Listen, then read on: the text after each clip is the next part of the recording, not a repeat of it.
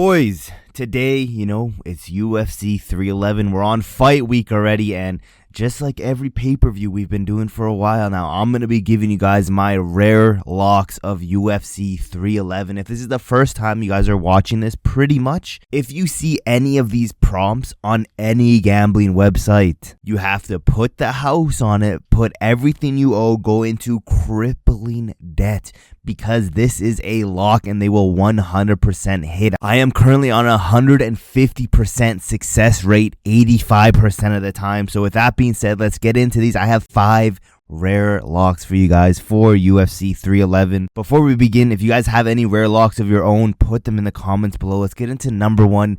I know UFC 313, the main event, will be announced either during or after UFC 311. I could see, halfway through the main card that they announced the 313 card, but I could also see, Dana White's bald ass during the press conference.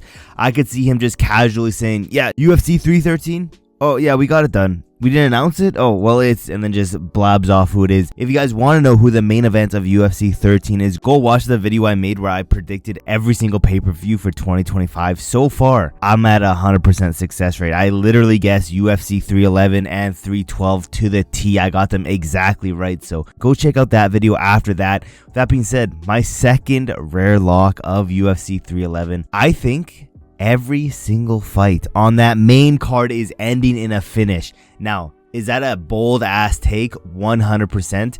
Because if you guys don't know who the main card is, I'm gonna tell you guys who it is, and I'm gonna tell you how it's gonna finish. So it's opening up middleweight division, Kevin Holland versus Rainer de Ritter, and I think, if you guys haven't watched my prediction video, I'm going to spoil the main card for you guys. Round 1 and 2, Kevin Holland. Round 3, Ritter is going to get a random ass Dariush choke, pull the rabbit out of the hat type of submission.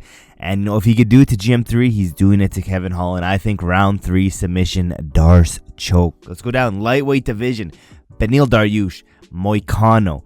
Now, people say, Beneil Dariush is better everywhere than Moicano, and people also say Beneil Dariush is an old man, but he and Money Moicano are the exact same age. Yes, the only difference is Moicano can't afford to lose, and he needs that money. Plus, Dariush has been pretty chinny as of recently, but I said that in my prediction video, then I literally remembered Moicano has been pretty chinny as well. But with that being said, who has more to gain in this one? Moicano. Moicano can't afford to lose. Round 1 TKO. Don't ask me how. He's just going to catch Beneil Dariush. Let's go down. Light heavyweight division. Yuri Procházka, Jamal Hill. This shit's ending in a KO. I don't know who. Well, I know who it's going to be. I don't know 100% sure who it's going to be. I think it's going to be Jamal Hill getting a flatline KO round 2 over Yuri Procházka. I think round 1 is going to be very competitive. I think Yuri's unorthodox movement is going to stump Jamal Hill, but it just takes one. And Jamal Hill has some secretly underrated power in this light heavyweight division that not a lot of people are talking about. People forget, man. People forget that Jamal Hill has some underrated power in this division. That being said, he's flatlining Yuri Procházka round 2, and I'm going to cry. Let's go down to the title fights now. These are some hot ass takes. That's why they're the rare locks, because you won't see these kind of predictions anywhere else on YouTube. But bantamweight division, Merab versus Umar. Round 1, 2, 3 are going to be very competitive, where I think Merab is going to be winning those rounds. Round 3 is going to be more competitive, where it could be a swing round. Round 4, Umar Nurmagomedov is going to get Merab on the ground. He's going to work his way up into the crucifix position. Ground and pound TKO win via crucifix. Umar Nurmagomedov is your new champion. Let's go down to the lightweight division.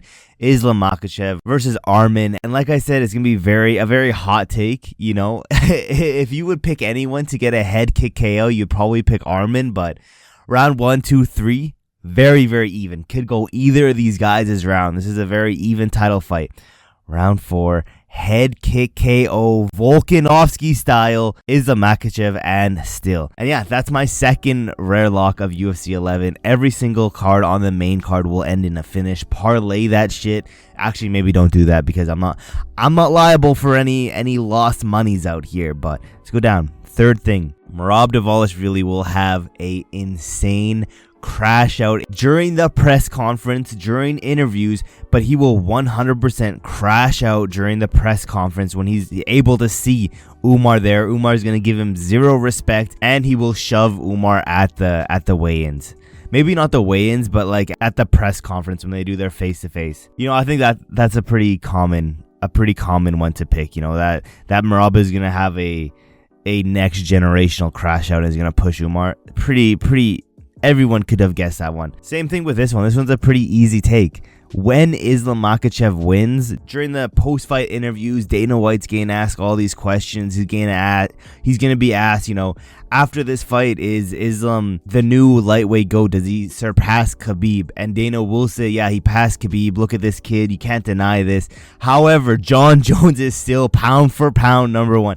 He will say, you know, Islam is the lightweight GOAT, but at the end of the day, he will glaze Jon Jones after that. He'll be doing tricks on that shit. We might even see a surprise cameo with Jon Jones, and then Dana White might do some like tricks on that shit, but 100% Dana will say Islam is the GOAT of the lightweight division. Then he'll also say, you know, Jon Jones is pound for pound number one. Let's go down. Fifth and final thing. I have 4 fighters here that will be annoying as hell, either during or after UFC 311. Those fighters are Merab Dvalishvili. I think he's just going to be annoying during the interviews and stuff. He's just going to have a next generational crash out. I think he's just going to be annoying as hell, asking why Umar doesn't respect him. Why is there no respect there? He's just going to be an annoying guy. Second guy, Jamal Hill. Jamal Hill, I think during the entire lead up to this, in the interviews and stuff, he's just going to constantly be bringing up how the Pereira fight was a fluke. You know, he cheated, all that stuff. Jamal Hill is definitely going on this list. Then Kevin Holland. I could see during the build-up and during when the fight's over, I could see Kevin Holland saying some dumb shit like, you know, he's only taking this because he's a company man, you know, company man this, you know, this guy isn't that interesting, he doesn't have that big of a name, you know, he's going to show that there's levels in the UFC compared to the other organizations outside the UFC. And then he's going to get submitted and he's like, yeah, you know, I hate fighting people like these. They're so boring. You know, I'm a company man. He's just going to have a bunch of excuses and it's annoying to listen to.